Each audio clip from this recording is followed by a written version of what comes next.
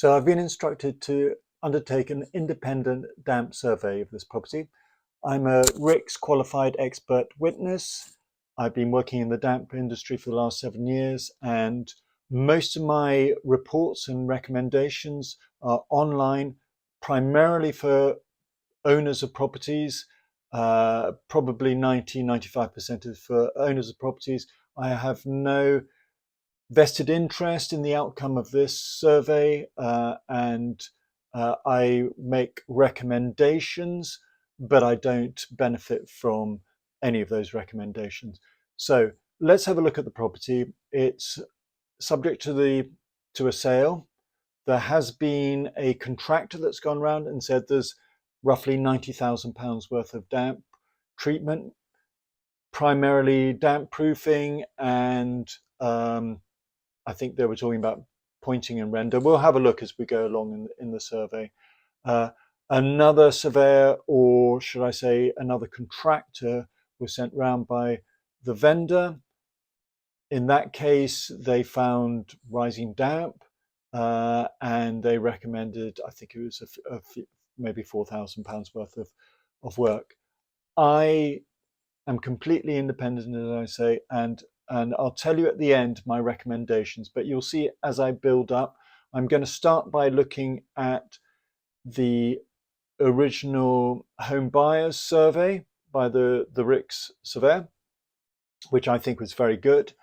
I will then look at the buyer's contractor, and I will look at the vendor's contractor, and I'm not going to try and I'm not going to mention names. I'm not going to try and take away any of their professionalism, but you have to remember that they're there trying to sell a product.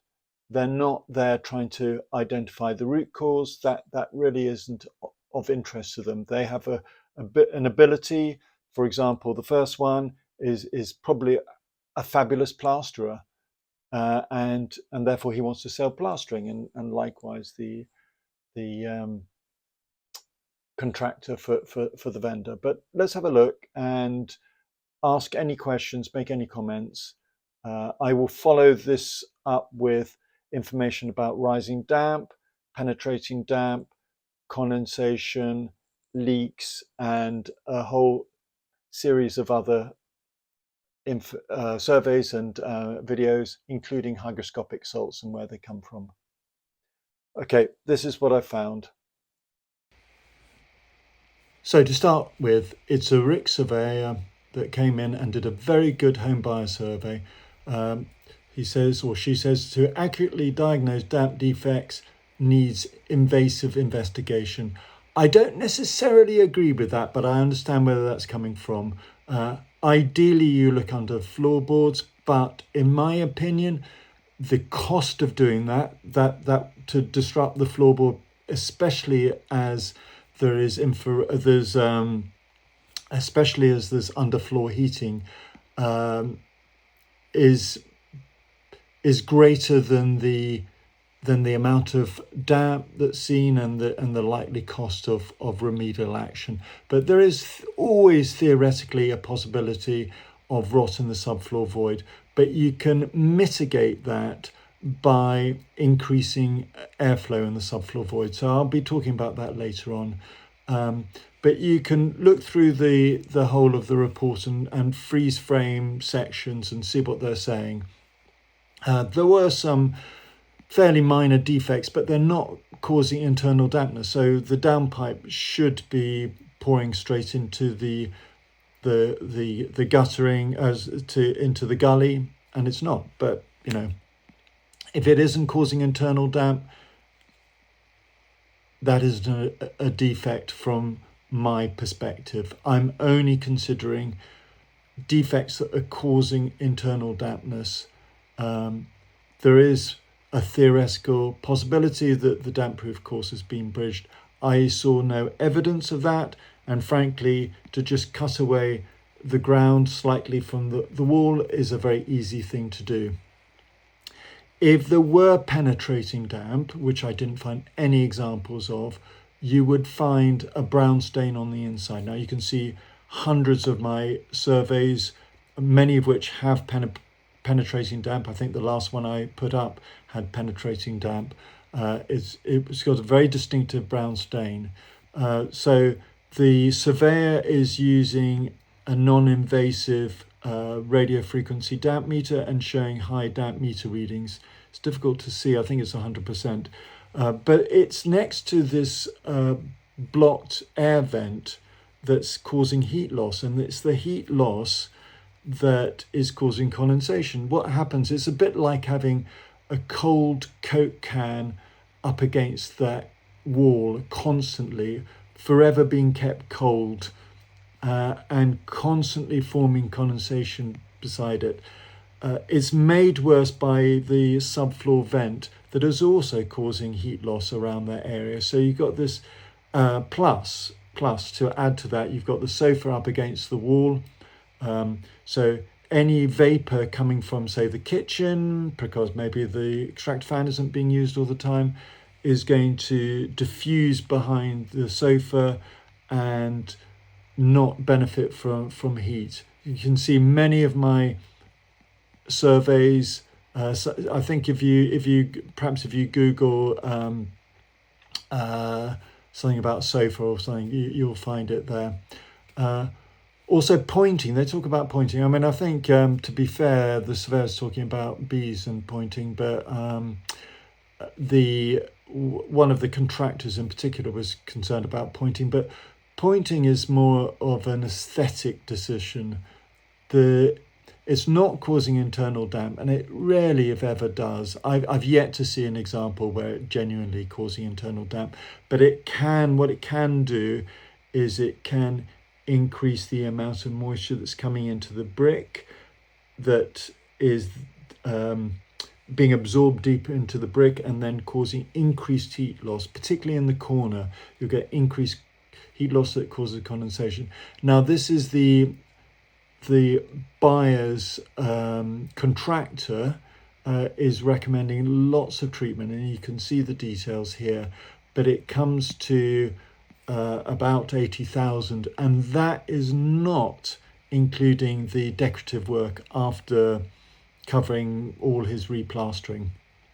I didn't see anything in here that I felt was necessary. I'm sure he does a beautiful job with lime render, etc., but not in this property anyway. So in that survey, so there's a certain amount of focus in the basement, and in my opinion, basements are there to allow the rainwater to seep down through the earth and evaporate out, and it's been covered with some damp proofing treatment in the past, and it's failed because inevitably the water is going to try and come through. I don't see that as a defect. It doesn't look great, but it's not a defect. It's not habitable space, and you could just cover it with dry lining if it bothered you, or indeed you could just paint it off, really. They talk about some defects on the outside. Again, I don't think they're real defects, and I don't think you necessarily need an ACO drain here. I often do recommend ACO drains, and they're certainly a lot better than French drains. Now, most of the recommendations, most of the diagnosis is based on infrared photography. In fact, I didn't see any other meter that was used, so I assume it's all infrared photography. But they were using an infrared of this curtain and saying that was damp, that it was caused by ingress. It may be that it was a still and it just happened to be that the curtain was in the way. I don't know. I couldn't find any dampness in any of the bedrooms. And if they were damp, they would be from condensation because the bathroom is nearby. They're also using the infrared meter to determine rising damp.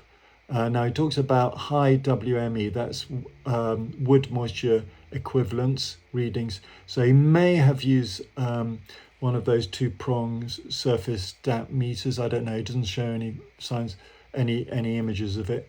Talks about signs of dampness, of tide marks, or tidal marks, but tide marks. But again, this is not a sign of rising damp. In fact, there is no risk of rising damp in this area. You can look it up on the government website. One of these dots is the property. I'm not going to say which, but this is the spread of surveys over the last few days. None of them are in areas at risk of rocks with groundwater. And if you don't have groundwater, you don't have rising damp. I'll explain that in another video. But the reason that's really, really critical is that penetrating damp, rainwater will percolate through soil and dissipate unless you're next to a river where it's not going to dissipate as quickly. But that is flooding, and that's to do with drainage. That is not groundwater. You can get groundwater flooding, but there are only a few zones in the UK where you get it, and they can be looked up on the website.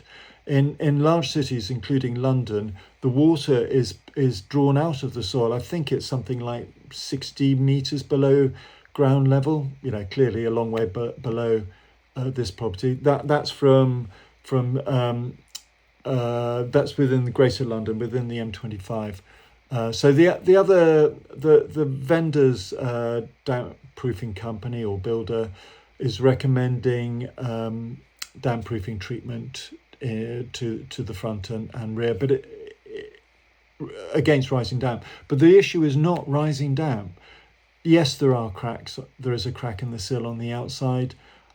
There's no evidence that it's coming through, but it can slightly dampen the brick. That increases the risk of condensation. But the primary cause of the condensation is the pipe and high humidity. Well, I don't know if there's high humidity, but a lot of properties do have high humidity. So there was a render crack on the outside. It's very thin. It could cause water to come through, but I didn't see any evidence of penetrating damp. And I mentioned the basement. It doesn't look pretty, but you can cover it. There is a slip tile, which is not ideal, but it probably wouldn't cost much just to refix it. So here's the survey, and at the end I will give you my complete to do with the cellar here. My complete really, diagnosis of the damp, with some recommendations. It's not a habitable space. You can't stand up in it. These are calcium sulfate salts. You can see they're fluffy. The old name for calcium sulfate is gypsum, which is also the name for plaster. That's because it's the primary ingredient in plaster. What's happening is so it's been damp proofed in the past, and damp proofing can't resist water forever, and eventually it will come back through again. But it's causing no problem. It's benign. It's not an issue. If you wanted to do, if you're concerned about it, what you can do is you can put insulation on it, reduce the heat loss. I would probably use PIR, Kingspan type insulation. This is the cold water pipe. Oh no, this is gas. Here we go. Either way, it is causing heat loss. So I wonder why. I think it's the wrong. It is cold water, because that looks like cold water pipe. But it's got a. Wow, there you go. Interesting. I haven't seen that before. But I wonder if that's going to the bathroom in the outside. So what happens is the water comes in at about 8 degrees centigrade in winter, and you get condensation on these pipes, and you see all the dampness is around there. I mean, there's no point really doing this, but just for the sake of just to jump in, I'm using a radio frequency damp meter. It's based on density. Water has a density, and you'll find that a damp wall will tend to be somewhere around 999.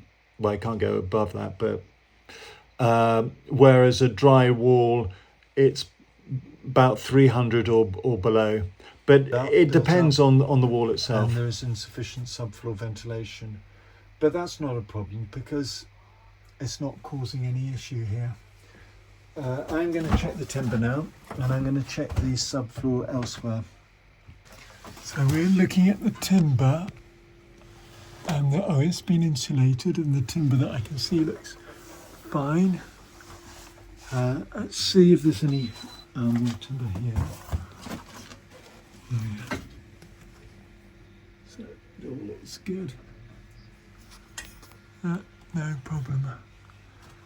Obviously there's a lot of pipe work here. It's warm. So we're now testing the walls out downstairs. These are dry lined, so they're not actually attached to the external wall, but it is. Yeah, sorry.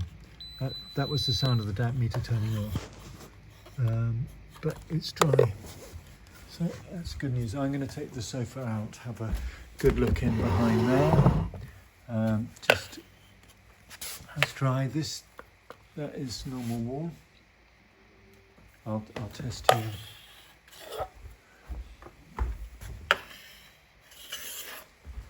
Well, I mean,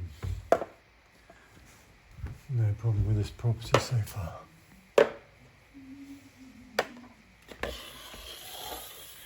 Yep. So here we have what would have been an air brick that's been blocked up, and actually these cause damp issues. So let's have a look.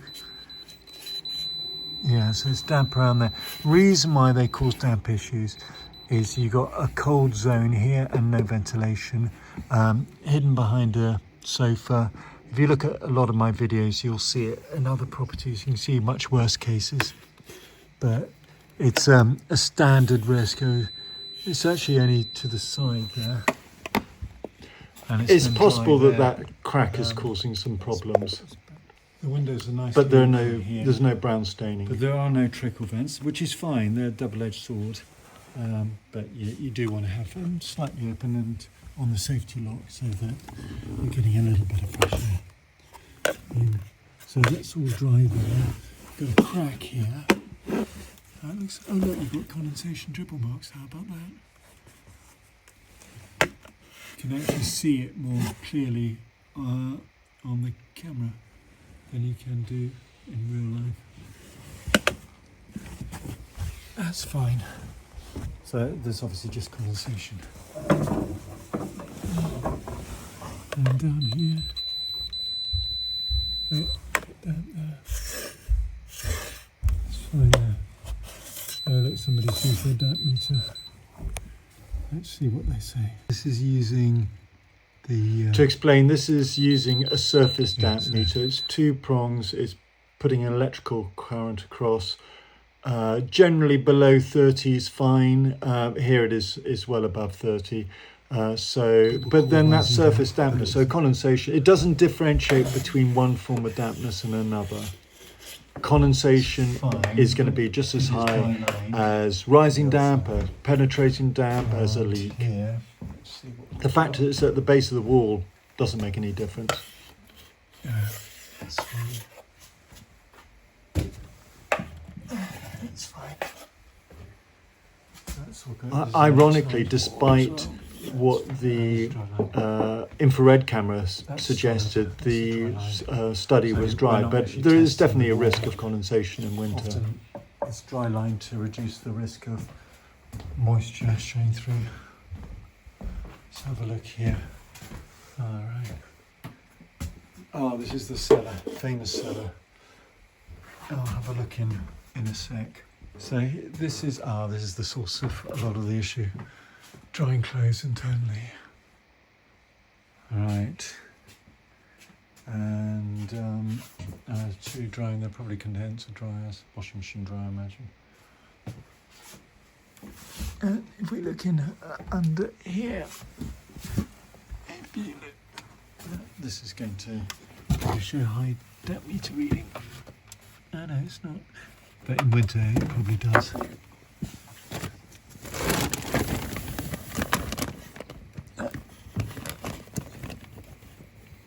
It's probably been damp proofed to hide it, but actually that would be a risk, and the simple solution is to insulate that and ventilate, dehumidify. Let's see here. I'm the classic in the corner from condensation, and here as well. Let's try. That's from the, I mean, it is super hot here, and you get, and it's that imbalance of heat. You got a lovely house. Thank you.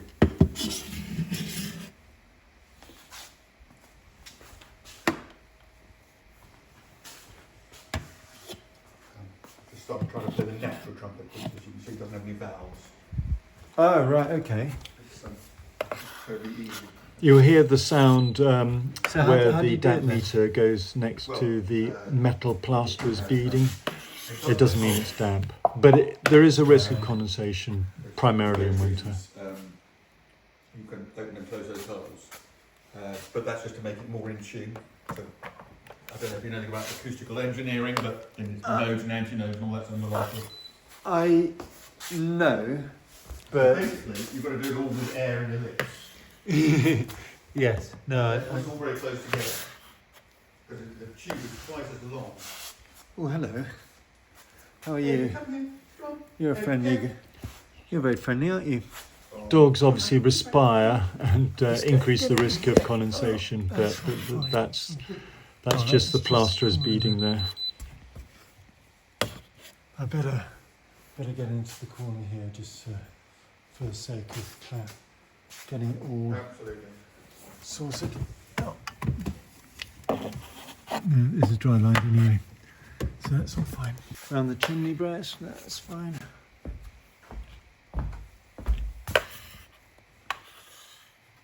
Good.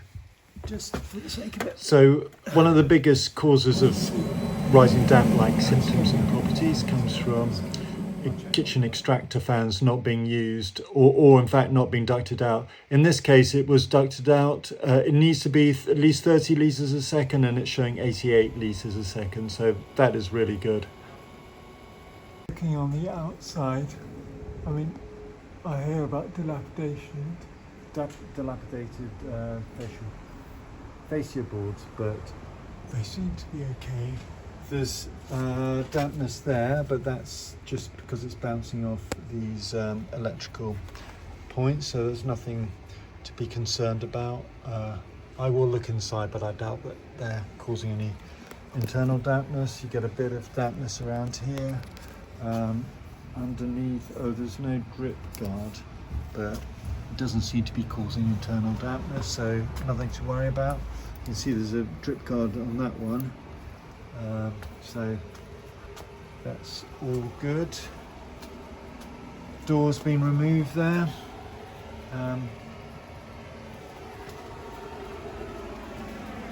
So that's the extractor fan. There's a bit of green around here.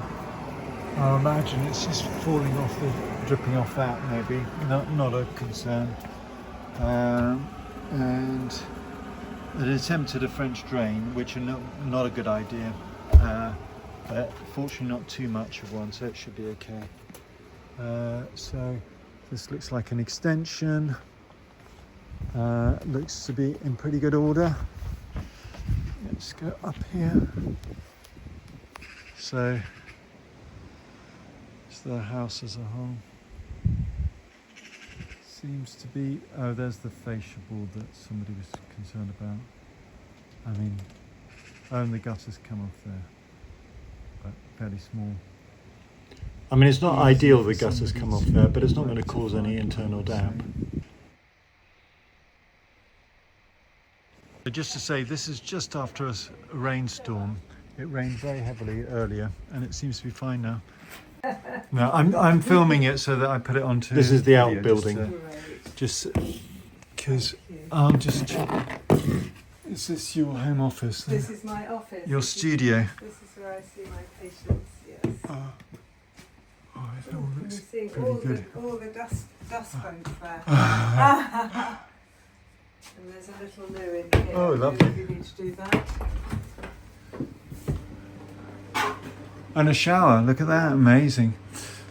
And an extractor fan that works. And that actually works, yeah. Okay, well, I mean, it all looks Is that all right? good here. Thank you so much. Go to the bar, just a couple of minutes. So this is the front bay. There's dampness, behind this plant. But there's no sign that the water's actually penetrating the whole way through. It may be made slightly damper, causing extra heat loss in addition to the subfloor vent and the air brick. There's the pointing. But actually, it's really the corner that's the more of a problem, causing condensation. My view, it's fine. It's not going to cause internal dampness, which is what my job is there to resolve. Inside their corner, and if you had dampness here caused by penetrating damp, there'd be a brown stain, which there isn't, and I wouldn't have expected it.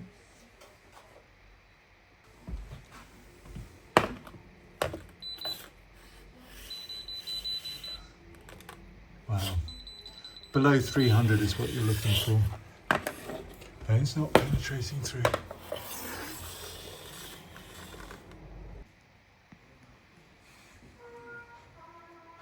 To say, the fans on the first floor both had their extractor switched off, but I understand these are humidistat, which means they only come on when the vapour builds up. So what we're going to do is going to measure the flow up there and put the vapour on. So first thing to say is this door is a sliding door, which is great, but it's probably left open most of the time. It should be closed at least until the shower is dry. I'm going to just test out the extraction fan rate with an anemometer. We're looking for the second figure should be above 15 litres a second, that's and it really was. good. Perfect. Okay, but it was switched off. However, I don't suppose the 24 staying at the moment, so I think litres a that second. should be fine. But the other room was turned off, so let's have a look at that one. So in this case, with the client's permission, what we're going to do is we're going to have the extractor fan on, lights on, close the door, turn the shower on, hot, and look at the humidity meter and see when it triggers the extractor fan.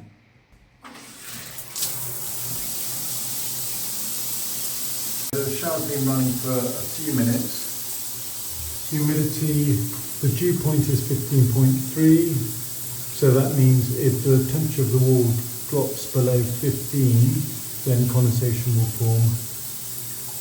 The temperature is 24.5 and relative humidity 56.8. But it's less about relative humidity, it's more about the temperature and dew point. And no activation on the fan yet. The fan has just come on, so it's running and it's showing 58.1 here and 26, but it's 15.8 dew point. Just going to see what.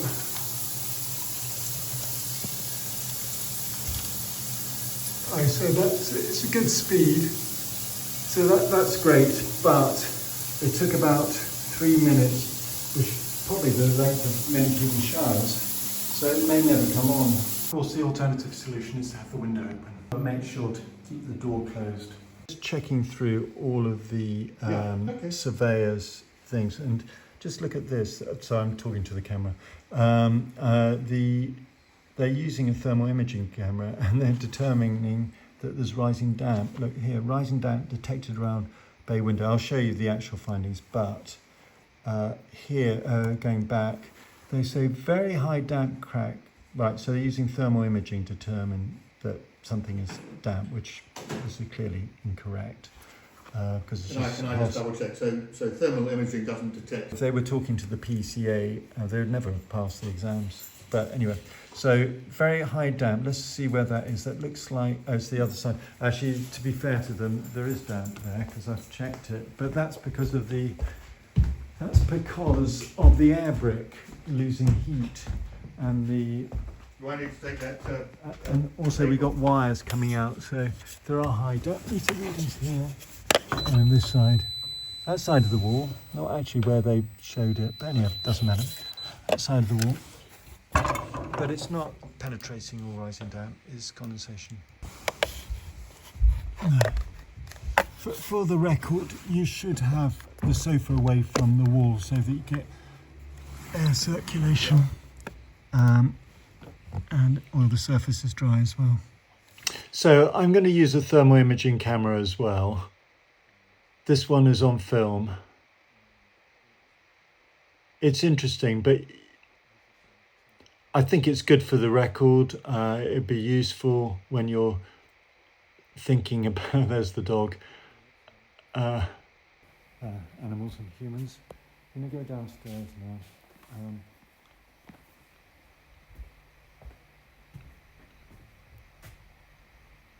Very warm in that. So with this thermal imaging camera, I've switched it on to manual, so it doesn't change colour depending on the relative temperature. It's the absolute temperature.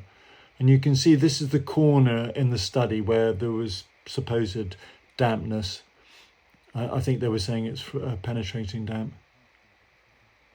This is the front bay behind the sofa. You've got condensation here. Is it anything good that I bunged up that hole? Because, Yes, exactly. Well, because I'm it was afraid being that's part of it. Is that part of it? Well, it should have been. It's fine to bang it up, but it should be insulated. Ah, there you go. And that would have solved all the problems. Ah. You wouldn't have had dampness there.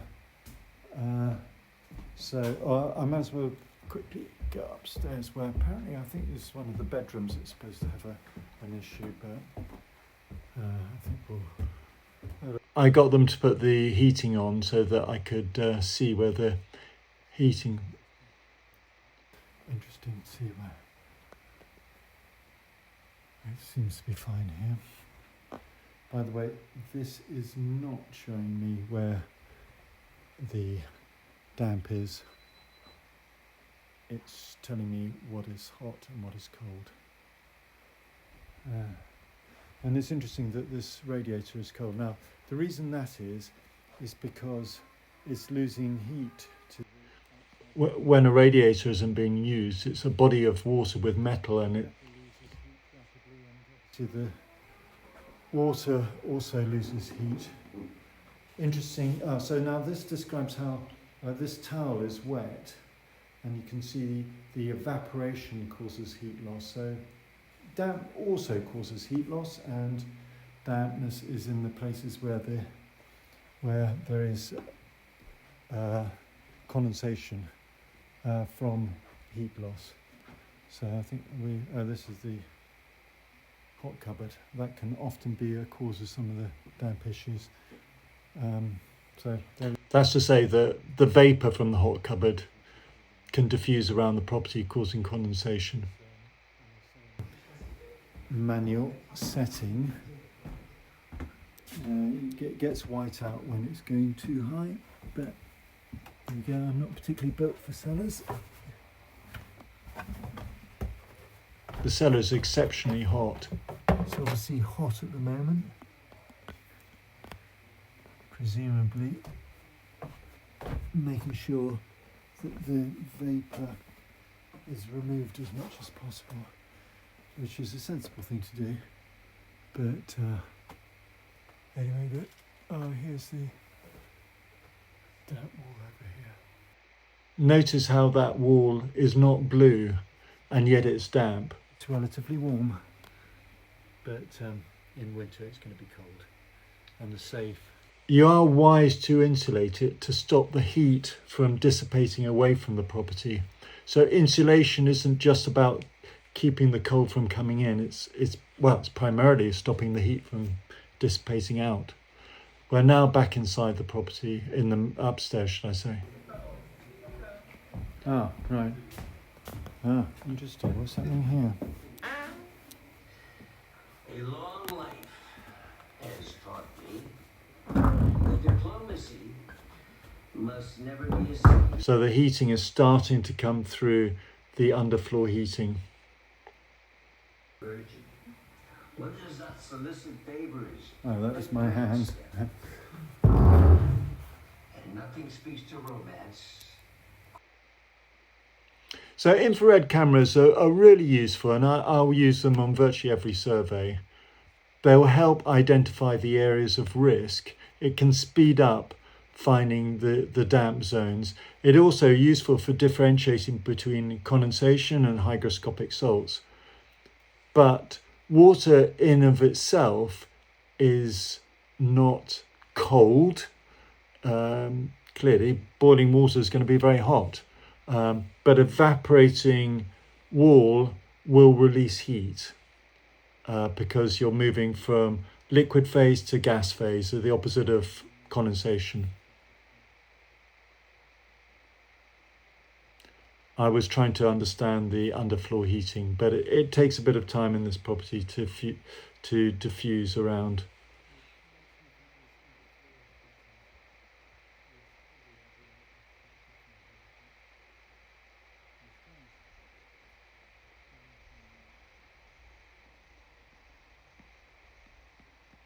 I had to actually leave the heating on for longer.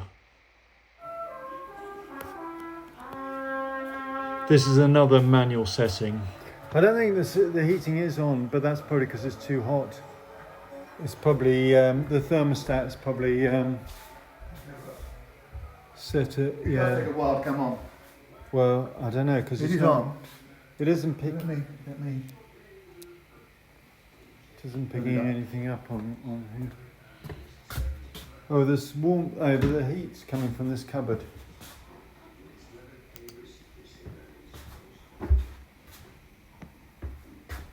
Oh, actually, you're beginning to see it here. If you have a look,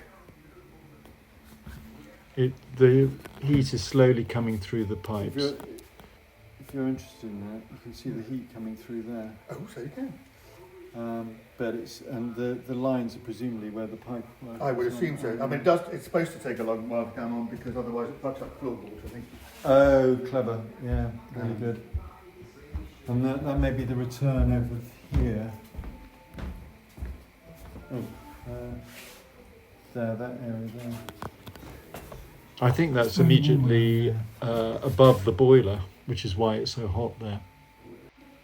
This is to look at the underfloor heating. That's interesting. So in the kitchen it loops around like that.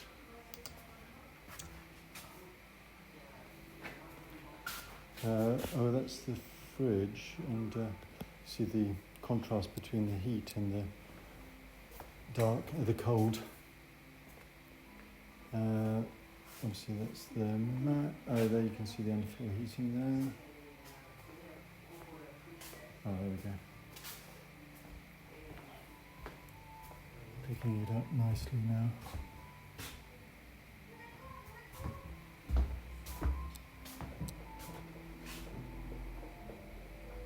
It's on manual, so to reduce the contrast. All the heat here is caused by the cellar area. Underfloor heating is a great form of heating, but sometimes it's a much lower level of heating and doesn't create air currents. So you can get pockets where condensation in here. there's heat loss and high surface relative to humidity, but you know both systems aren't perfect.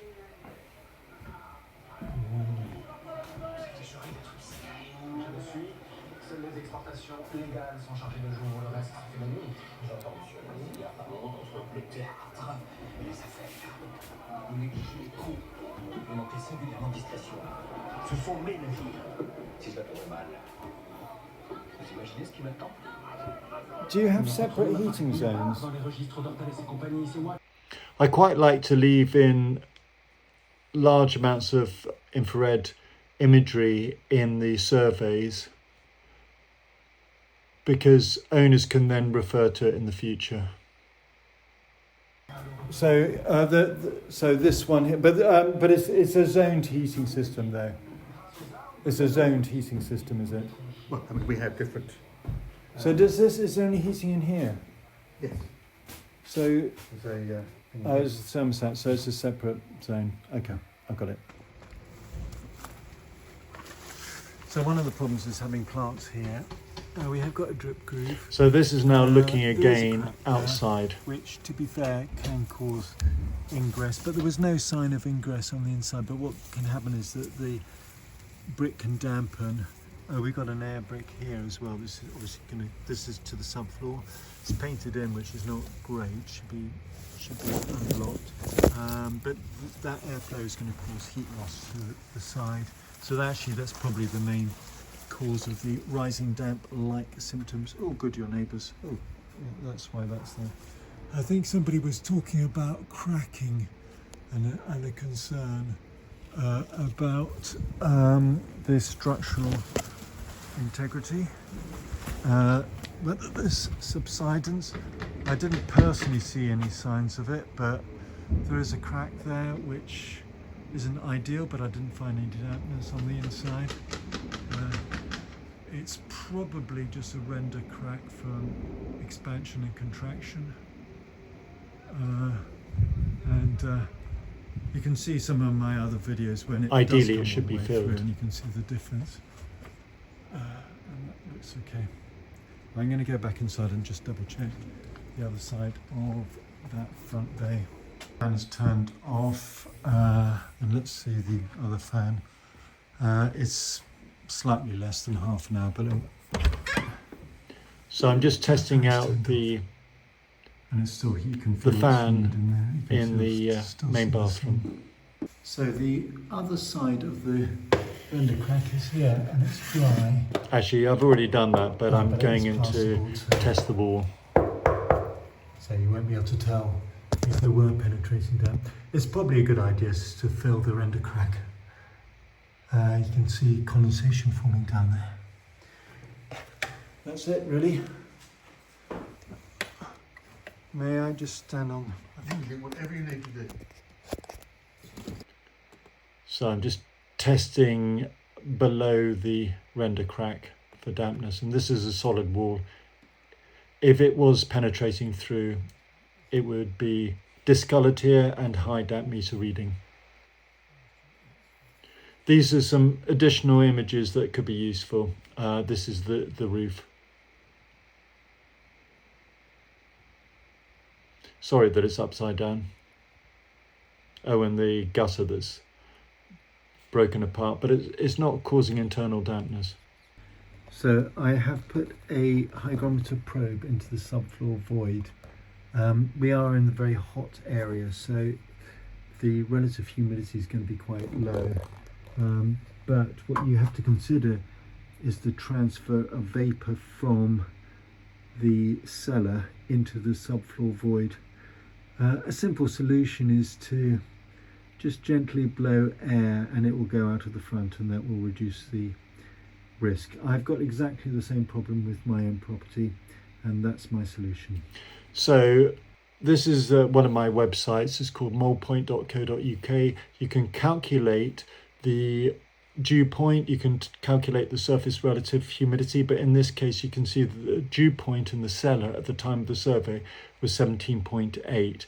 So any of the vapour that perhaps is moving from the cellar, from where the boiler is, into the subfloor void, could form condensation if it drops below 17.8 in these conditions.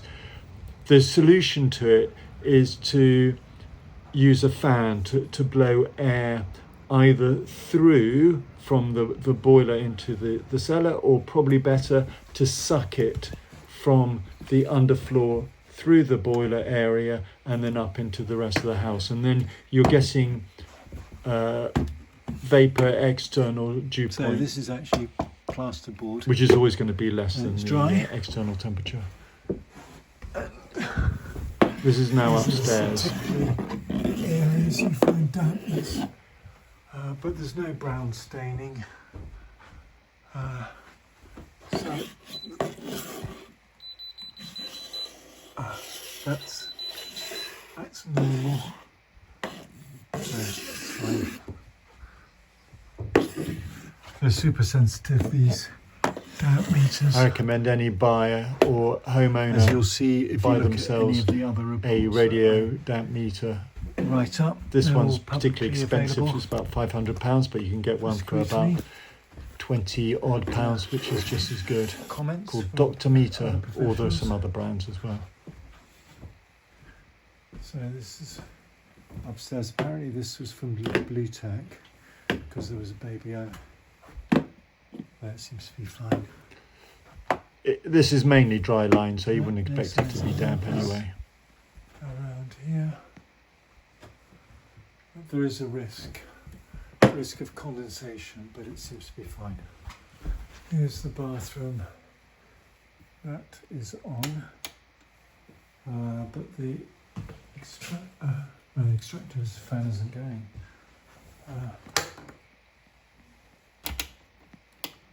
Oh, there we go. It's on now.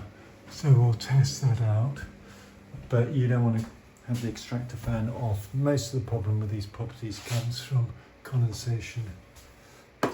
You're bound to get a risk of condensation where you get mould in this area, as every property will have, new or old. I'll have a look in there. That's neatly done, like that.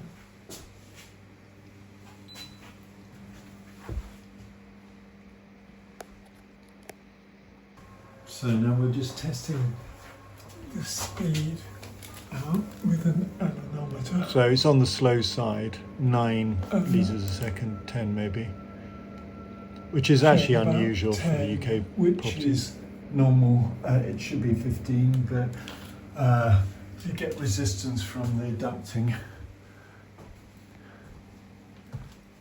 So that's fine. So there are a few relatively minor defects, but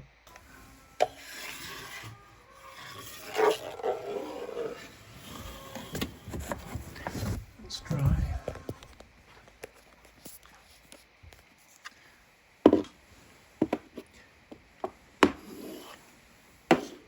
It's all dry there. Chimney breasts, you sometimes get dampness from hygroscopic sorts. It's fine. We're going to test out the bathroom now. So first thing is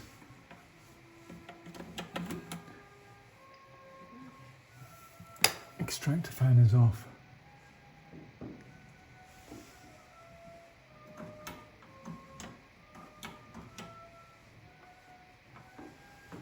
Doesn't seem to it's be actually a working. humidistat, so humidity activated. This is back upstairs again.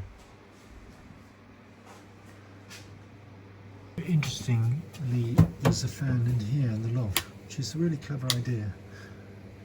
I don't think I've seen that before. And it seems to be nice and dry, so the reason for that is it's next to the bathroom and you've got a risk. I assume, but don't know, it's a humidistat, but it seems to be dry here anyway, so. And there's a dehumidifier, which every property should have. This is all dry here. And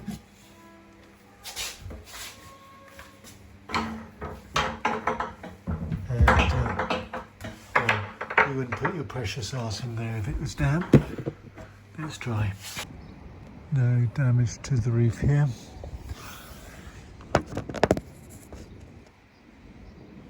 Looks in reasonable condition. there's the vent out from the bathroom. So often you find that it doesn't go outside, it gets recirculated in the loft by badly built lofts. So it seems to be well built.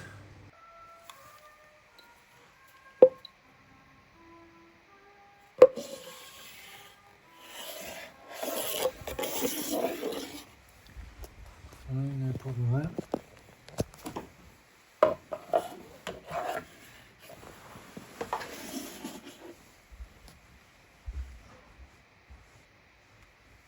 Laundry room seems to be dry, but it's often the source of moisture from vapour.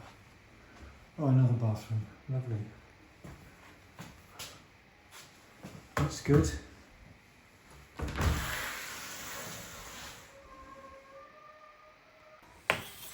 It seems fine, this room.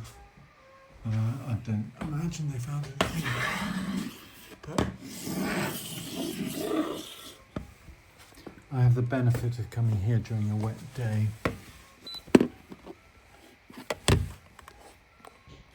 That's the plaster is beading. That's because of the metal there. It's the density. So just to show, this is the way that these meters work is by reflecting radio waves as resonance frequency of water. But it's all dry here. Oh, it's a lovely room. Signs of mould here, there, on the back of this, so probably in winter. But every property is going to have a risk of mould to some degree. So in summary, there are no major problems in this property. There is some dampness in the front bay. In my opinion, that's coming from condensation. There's no indication of rising damp. It's not in a zone that's at risk of rising damp. And to be fair, there are only a few zones in the UK that are at risk of rising damp, because rising damp comes from groundwater. I didn't find any examples of penetrating damp. If there was penetrating damp, you get a brown stain. Sometimes you get a little bit of water in the final coat, skin of bricks that can lose heat, that increases the risk of condensation, but that isn't penetrating damp, that's condensation. There's definitely a risk of condensation, as virtually every property has in this country. If you follow Dew's law, have a look at various videos on it. If you follow Dew's law, you won't have a problem with condensation. That means that you have to keep the internal dew point below the external temperature, and I showed you the calculator for dew point, or you can have a meter that shows the dew point, and make sure to do it not only during the day but at night.